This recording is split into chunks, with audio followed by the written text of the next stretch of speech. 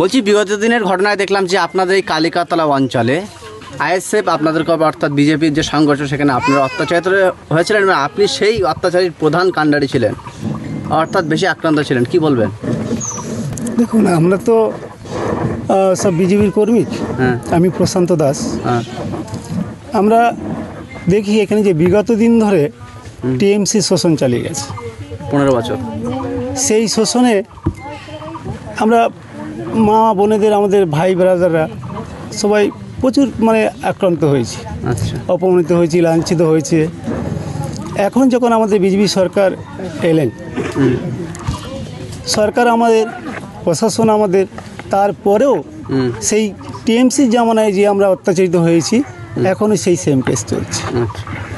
এখন আইএসএফের ছেলেরা তারা কিছু টিএমসির গুন্ডা বাহিনীকে সঙ্গে নিয়ে যথারীতি হানিফ শেখের বাড়িতে বৈঠক করে, রোজ রাতে বৈঠক করে ওরা সিদ্ধান্ত করে এই প্রশান্ত দাসকে মারবো, গোবিন্দ দাসের মুন্ডু কেটে নিয়ে ফুটবল খেলবো, এই রাজু দাসকে ঘর থেকে তুলে নিয়ে ঠ্যাঙাট পা ভাঙবো, এই সদানন্দকে তুলে নিয়ে ঘর থেকে ঠ্যাঙাট পা ভাঙবো।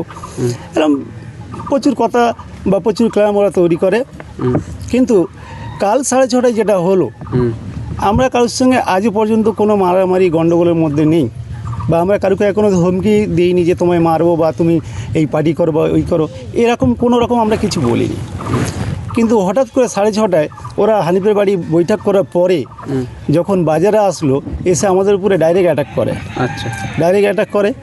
আমাকে তো রড দিয়ে মারা হয়েছে, যেটা হচ্ছে আমার এই পিঠে খুলে আছে, সোজা চলতে পারি না।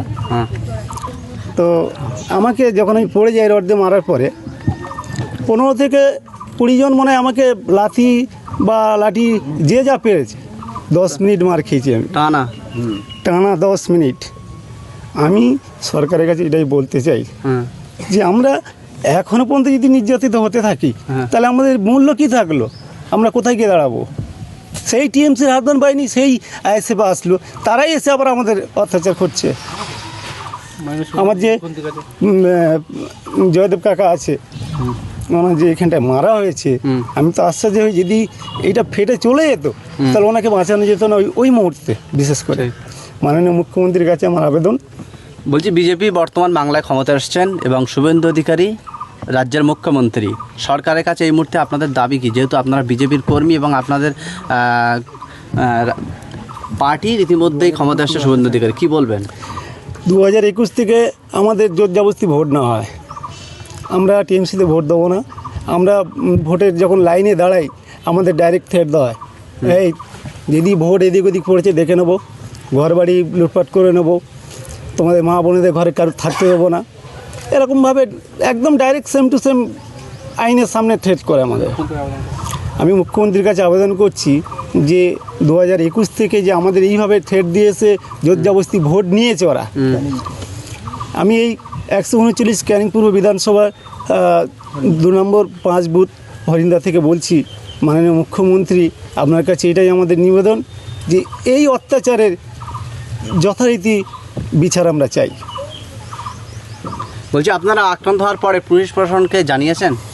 আমরা পুলিশ প্রশাসনকে জানিয়েছি, পুলিশ লেটেও এসছে। তারপর তো আমরা যখন ওদের নামে এফআইআর করার জন্য থানায় গিয়েছিলাম, পুলিশের বক্তব্য যে তোমরা যে জিনিসটা করছো এটা ভালো না, এটা ঠিক না।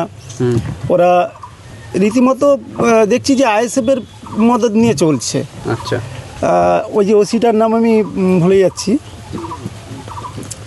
ওনাকে যখন ফোন করা হয় উনি বলেছে যে আমাকে কেন ফোন করছে, আমি এই না বড়বাবুকে বলো, কাশিবাবু এরকম কথা বলেছে। আচ্ছা। তাহলে আমরা যদি বিপদে পড়ি, আইনের সাহায্য যদি নিই, কাশিবাবু এরকম করে কি করে বলতে পারেন? উনি তো একজন পুলিশ, উনি সাধারণ মানুষের সেবা দেবেন, সাধারণ মানুষের সুবিধা অসুবিধায় উনি সামনে আসবেন। তাহলে উনি কি করে বলে যে আমি কিছু জানি না, বড়বাবুকে বলো? তাহলে আপনি চার্জে রয়েছেন, চার্জে থেকেও যদি আপনি বলেন বড়বাবুকে বলুন, ওই মুহূর্তে এখন যা সিচুয়েশান চলছে বড়বাবুকে সবসময় ফোনে পাওয়া যায় না, উনি ব্যস্ত থাকেন, যার জন্য পাওয়া যায় না। ওনার ওই একটা কথার জন্য পুলিশ কিছু না হলে 1 ঘন্টা পরে আমাদের কাছে আসে, তখন আমরা মারধরকে সমান হয়ে যাই।